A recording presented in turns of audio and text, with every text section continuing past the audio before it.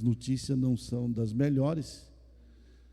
Nós sabemos que o que está detendo do que o anticristo manifeste é a igreja. Os sinais que nós estamos vendo, Deus já permitiu que as redes sociais viessem num tempo final para que todo mundo tivesse oportunidade de ouvir, de saber que a Bíblia, irmão, ela é mais, como que eu digo, mais real do que o jornal que vai sair a notícia amanhã. A Bíblia já deu a notícia há 4.000 anos atrás, e a notícia só vai sair depois que acontece, mas a Bíblia já previu, já houve, né? Deus já previu o que iria acontecer. E aqui nós vemos o apóstolo Paulo falando, porque nós, em esperança, somos salvos. Em esperança nós somos salvos. Ora, a esperança que se vê não é esperança, porque como esperaremos o que vemos? Como que nós vamos esperar algo que nós estamos vendo? Nós estamos aguardando Jesus, estamos aguardando o maior acontecimento que a terra já viu, que o mundo já viu. Nós estamos aguardando o que? A vinda de Cristo. Os irmãos tiveram uma reunião essa semana lá no Vaticano e tantas outras coisas. Eles estão por um fio, irmão. Eles estão dizendo o que nós estamos esperando está chegando. É um dos homens mais ricos do mundo, né, que participou, e ele contou em detalhe, irmãos, mas tudo que ele falou está na Bíblia. Tudo que ele falou está na Bíblia, mas parece que eles estão programando, eles mesmos estão programando, né, a nova ordem mundial. Então, às vezes a gente pensa assim, que ainda temos muito tempo, mas o tempo está curto. É lógico que eu não posso parar os meus planos, os meus projetos, mas também eu não posso pensar que eu tenho longa distância pela frente ainda. Não temos, não. Se eu falar para vocês que tem, eu estou mentindo. A qualquer momento, a trombeta soará, o que há de vir virá, e não tardará. A trombeta, né? Só os salvos vão ouvir a trombeta. Só os salvos vão ouvir a voz do arcanjo ante a última trombeta. O mundo não vai ouvir a trombeta, mas os salvos em Cristo estarão ouvindo a trombeta tocar.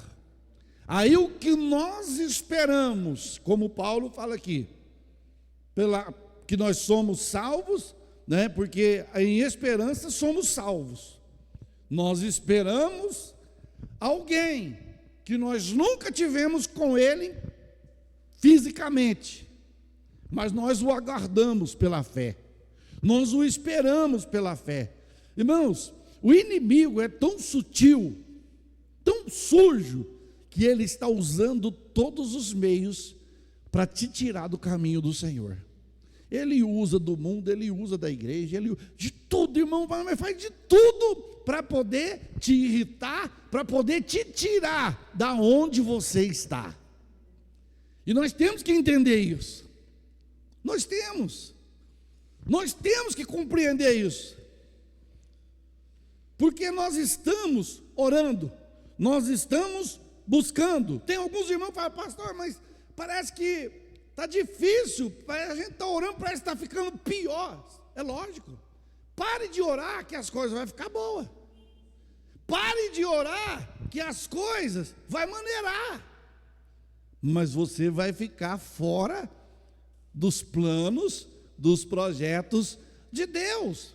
Porque um dia Jesus falou que existe uma casta de demônio que é vencida exclusivamente com oração e jejum. O diabo, sabendo que a oração e o jejum derruba ele vai fazer de tudo para a igreja não orar. porque ele sabe que se a igreja orar, aonde ele estiver escondido dentro da igreja, na vida de crente, na vida de pessoas, com coisa oculta, com coisa escondida, ele vai ter que sair em nome do Senhor Jesus, porque a glória do Senhor está neste lugar. Então nós temos esta esperança, irmãos. A esperança que se vê não é esperança. Eu tenho esperança que essa campainha vai fazer um barulho. É óbvio que ela vai fazer um barulho. Eu estou vendo. Agora, o que eu não vejo, aí sim. Pela fé eu já estou ouvindo. Parece que a gente ouve um estrondo no céu, um barulho no céu. Como João teve a visão na ilha de Pátimo, Deus falando: sobe cá, sobe cá. Sobe. Nós não vamos descer, nós vamos subir. Nós temos esta esperança no nosso coração. E aqui fala, ele fala, porque em esperança somos salvos. Ora, a esperança que se vê não é esperança.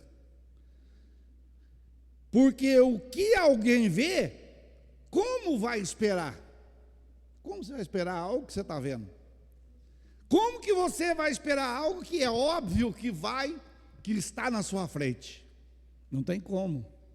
Então, Paulo, ele fala, depois ele diz, mas, se esperamos o que não vemos, esperamos como? Conclusão do versículo. Com paciência. Você sabe o que é paciência? Paciência é você ter longanimidade para esperar, para não sair do sério. Ter paciência. A Bíblia manda nós ser pacientes com os fracos na fé. Ser paciente. Mas se esperamos o que não vemos, como com paciência. E paciência, irmão, num tempo como este que nós estamos vivendo, em que as pessoas estão irritadas. No trânsito nem se fala. É uma pressa de doido, uma pressa de louco. É gente morrendo, é gente atropelando os outros, gente que não era para morrer, morre, quem estava fazendo o errado fica vivo, e assim por diante. Falta de paciência. A pessoa chega na fila de um hospital, se começar a demorar demais, arruma encrenca. Se chega na fila de um banco, começa a demorar, arruma problema.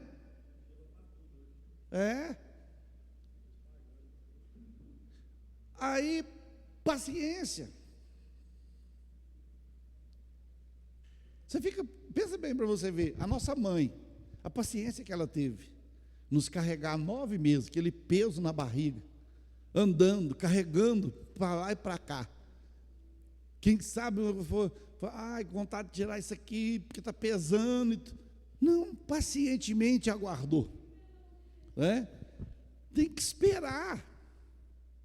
Então, tem hora que é igual quando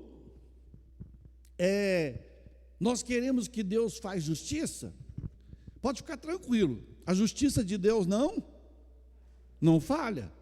A dos homens é comprada, a dos homens se corrompe, a dos homens tem os seus preferidos, mas a de Deus não. A justiça de Deus, ela é justa. Deus tem balança justa, porque o dia que Deus pesou Beltesazar na balança, foi achado em falta. Ou seja, as obras más pesavam mais do que as boas. Pensou se Deus colocar as nossas obras aqui agora na balança? Qual será, hein? Qual lado vai ganhar? Boa ou ruim? Então, irmãos, temos que tomar cuidado. Muito cuidado. Então, com paciência, nós vamos esperar. Nós vamos esperar. Para você ter uma ideia, esses dias eu vi um negócio No trânsito, o rapaz passou, apelou com o outro que estava na frente. Eu não sei o que ele fez lá, com um negócio lá. O rapaz desceu do carro, aí o outro teve que esperar na frente. Chegou lá, a única coisa que ele fez foi, não precisa nem falar, né? Então, às vezes, por causa de uma coisinha de nada, você perde a vida.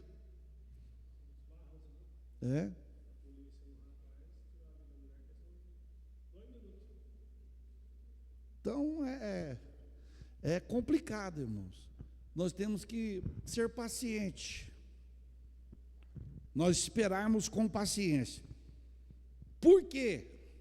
Porque quando nós esperamos com paciência, olha o que acontece.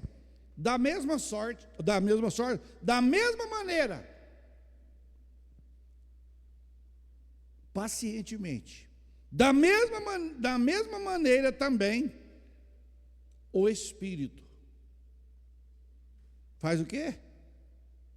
Ajuda as nossas fraquezas. Quem que ajuda? O Espírito aí está com letra maiúsculo ou minúsculo? Então é quem? Olha lá. Da mesma maneira também o Espírito ajuda as nossas fraquezas.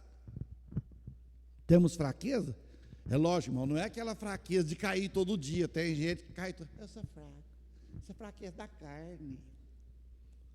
Não, aí chega um ponto que é ser vergonhice, né? Mas está ali, ó, as nossas fraquezas. A Bíblia diz assim que o justo cairá, mas o Senhor o levantará. O justo, porque o justo pode tropeçar, o justo pode falhar. Se você for olhar desde o princípio,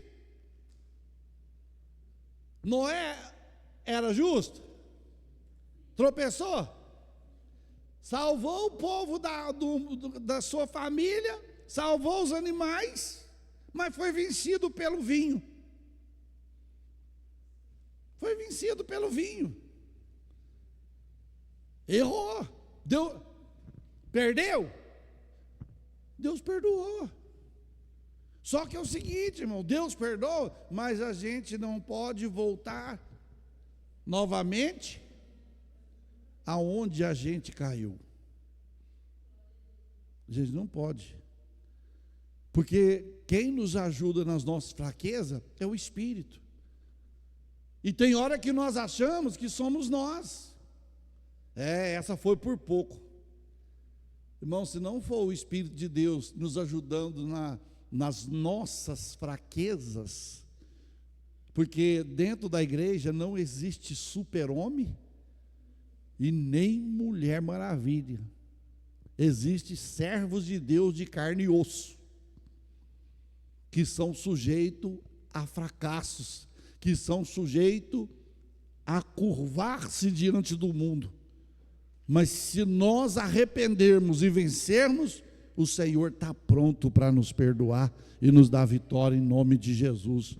Então a Bíblia diz que nos ajuda nas nossas fraquezas, porque não sabemos. Sabe aquela hora que você não sabe o que pedir? Já aconteceu com você isso? Você dobra o joelho e fala, mas não sai palavra.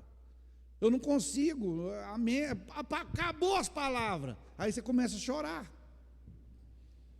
Você sabia que quando nós estamos chorando e não conseguimos falar, e não conseguimos orar, aquela lágrima que está caindo, ela está se transformando em palavras diante de Deus. Jó falava assim, que tinha testemunhas diante de Deus. Sabe qual eram as testemunhas de Jó que tinha diante de Deus? As suas lágrimas. O quanto Jó chorou quando ele sofreu aquele ataque do diabo. Perdeu os filhos, perdeu riqueza, perdeu saúde, só não perdeu a presença de Deus na vida dele. Por isso que eu te falo, irmãos, o inimigo, ele é louco para poder tirar a paz de qualquer um de nós, principalmente quem está ativo na obra, quem está ativo na igreja, quem está ativo correndo atrás de alguma coisa para o reino. Ele não está preocupado com aqueles crentes devagar, não. Está preocupado, não. Não, isso aí, aqueles crentes estão em cima do muro. Não, ele não está preocupado, não. Isso aí, isso aí já está comigo. Isso aí eu ando com ele para cima, para baixo, dou umas voltas com ele, vou lá no mundo com ele, depois eu trago ele para a igreja, depois levo ele para o mundo de novo. Meu amigão. Ó, estou fora. Você pensou? Igual um dia, um irmão, coitado, novo convertido, não tinha ainda, aí manifestou um demônio lá na casa, que estava fazendo culto nas casas, e esse irmão não tinha um fio de cabelo na cabeça, irmão, já tinha caído do teto. Aí, o que acontece? Aí está expulsando, os dois irmãos estão expulsando lá. Não vou sair não, eu não gosto de vocês. Eu não gosto de vocês. Aí esse novo convertido, já era mais de idade, pegou e caiu na bobeira. E de mim? Você, eu vou te dar um tapa nessa careca. Eu ando para cima e para baixo com você. Falei, misericórdia. Você entendeu? Porque o inimigo sabe. Ele sabe. Ele só não é onipresente. Ele só não é onipotente. Ele só não é onisciente. Mas ele sabe. Então, veja bem, não sabemos o que havemos de pedir como. É aqui que eu penso, irmãos. Será que nós estamos pedindo como convém? Será que o nosso pedido está certo? Porque aqui fala que nós não sabemos pedir como convém. Então, naquela hora de angústia, você pensa, irmão, não ora na hora da raiva. Não ora quando você estiver com raiva. Não ora não. Porque você vai orar bobeira. Principalmente se alguém te fez alguma coisa, te feriu, te machucou, você vai lá para o quarto. Já sei o que vai sair. Ó Deus, me machucou. Está na tua mão, Senhor. Ó Senhor, se o Senhor é comigo, se o Senhor me ama, se o Senhor está na minha vida, ó Deus, mas maceta ele. Deus, mas torra ele, Senhor. Não, nós não podemos. Você tem que orar ainda para Deus perdoar, para Deus, porque quando nós oramos o Pai Nosso, quando Jesus foi ensinar os discípulos a oração, ele deu o modelo da oração, e numa das partes do modelo, ele fala assim, ó, Pai, perdoa as nossas ofensas, assim como nós perdoamos quem nos tem ofendido. Você imagina se Deus fosse perdoar muita gente do jeito que eles estão perdoando os outros? Estava roubado. Estava roubado. Eu te perdoo, mas não conversa comigo mais não. Quero nem te ver. Quero nem te ver. Some da minha vida. Não. Vive a vida normal. Não pode, assim, às vezes não dá para ter convivência. Mas perdoar tem que perdoar. Não dá para ter convivência, ter aquela convivência de você ter intimidade, falar, contar, conversar, intimidade. Não tem, né? Não tem. Acaba. Então, porque não sabemos o que havemos de pedir como convém. Mas o mesmo quem? O que ele faz? Ele intercede por nós, com gemidos inexprimíveis. Você geme, você chora. Irmãos, a melhor oração é aquela que você chora, não é aquela que você fala tanto. é aquela que você rasga o coração e deixa Deus entrar. E Deus começa a fazer a limpeza. Vai saindo mágoa, vai saindo rancor, vai saindo tudo que não presta. Vai indo embora, vai indo embora, vai indo embora. Então, é isso que nós precisamos, para que tenhamos uma vida de vitória. Ele nos ajuda. Tem dia que a gente não tem como, não vou orar. Irmão, tem dia, olha, pelo amor de Deus, não perca essas oportunidades. Tem dia que te dá uma sede danada de orar, mas você fica arrumando pretexto e a vontade passa. Você não orou. E aí? Temos que orar naquele momento que Deus está permitindo nós de orarmos, irmãos. Tem dia que me dá aquele desespero, aquela vontade de orar, ou eu dobro o joelho lá na área mesmo, lá fora, no fundo, ou eu vou clamar. Aí eu derramo a minha alma perante o Senhor. É assim. Agora, de repente dá aquela, esses dias, falei, Deus, eu não vou deixar passar. E não deixo, irmãos. Quando eu vi, já tinha passado 1h e pouco. 1h e pouco. Eu falei, Deus, é isso que Deus quer, irmão. Porque quem nos ajuda é o Espírito. Quem te convenceu do pecado, do mundo e do juízo, foi o Espírito Santo. E agora quem te sustenta é o Espírito Santo. Quem te dá vida é o Espírito Santo.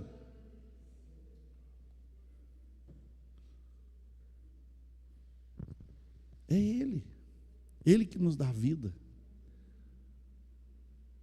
Se você está de pé ainda espiritual, é porque o Espírito está na sua vida. Se você está cambaleando na vida espiritual, está mais para cair do que continuar em pé, é porque o Espírito está indo embora. Está indo embora. Porque o dia que o Espírito saiu de Sansão, acabou. Não teve mais ação, não teve mais, como acontecer nada de força, nada de graça, nada de poder na vida de Sansão. Então, o Espírito de Deus é Ele que intercede por nós, com gemidos inexprimíveis. E naquele momento que você está a sós com Deus, que você começa, porque oração, irmãos, é um diálogo, é uma conversa. É uma conversa. É você conversar com Deus. Eu não sei orar. É conversar com Deus. Começa a conversar com Deus. A maior experiência que eu tive na minha vida, eu estava com poucos dias de conversão. Já contei isso aqui para os irmãos. Estava com poucos dias de conversão. Trabalhava numa fábrica. Eu tinha que ir em casa almoçar, fazer almoço rápido e voltar. Era 1h30 de almoço. Só que eu morava perto, ali da Avenida do Café, e a fábrica era ali perto. Eu cheguei em casa para fazer o almoço e chorando, irmãos. Nossa, chorando, mas chorando. Falei, Deus, eu vou fazer o almoço, daqui a pouco eu vou trabalhar. Vem almoçar comigo, Jesus. A oração. Vem almoçar comigo. Eu quero sentir o Senhor junto comigo. Oração de novo convertido. E eu estou lá chorando, fazendo almoço, chorando. E, vem almoçar comigo, repetindo. Irmãos, acabei o almoço, pus o prato na mesa, pus outro prato daqui, 2 pratos. E eu pus a minha comida e estou lá, vem almoçar comigo, Jesus. De repente, chegou no portão. Chegou no portão, sabe aquele trinco de puxar assim, que faz um barulhinho? Eu falei, chegou gente. E eu orando. A hora que pôs a mão no portão, eu tremi lá dentro da casa. Eu senti que chegou algo assim muito forte, muito grande. Aí eu disparei a chorar.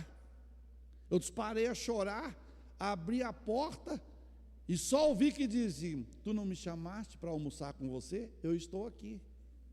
Rapaz, mas eu parece que eu enchei. E ia almoçar, só chorava. Foi misturando lágrima com arroz, com feijão. E só chorava. E eu senti quando Jesus puxou assim, ó, a cadeira e sentou lá do meu lado.